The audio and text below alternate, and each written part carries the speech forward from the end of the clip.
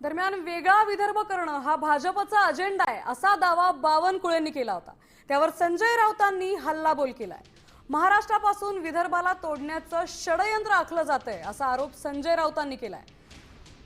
तर मिंधे गटाच्या आमदारांनी विरोध का केला नाही असा सवालही त्यांनी विचारला। वेगळा विदर्भाचा मुद्दा काँग्रेस पार्टी काढताय, पण हा मुद्दा भाजपाचा आहे, हा मुद्दा आमच्या अजेंड्याचा आहे।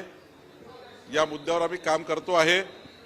हा मुद्दा भाजपच्या अजेंड्यातून बाहेर गेला नाही आहे आणि आम्ही या ठिकाणी वेगळ्या विदर्भाच्या बाजूनेच त्या ठिकाणी पहिल्यापासून काम करतो आणि देवेंद्र फडणवीसजी सुद्धा, माननीय मुख्यमंत्री सुद्धा कधीही वेगळ्या विदर्भाच्या बाजूनेच त्यांनी या ठिकाणी आतापर्यंत भूमिका ठेवलेली आहे। मुंबई तोडण्याचा प्रयत्न सुरू आहे, विदर्भ तोडण्याचा प्रयत्न सुरू आहे।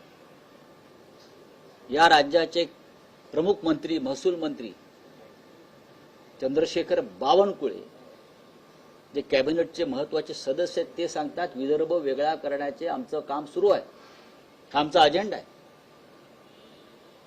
आणि देवेंद्र फडणवीस त्यावर काम करतात। त्याच्यावर मिंधे गटाचा स्वतःला शिवसेना म्हणून घेणारा एकही आमदार उसळून उठला नाही, याचा अर्थ हे अमित शहाचे मिंधे आहे।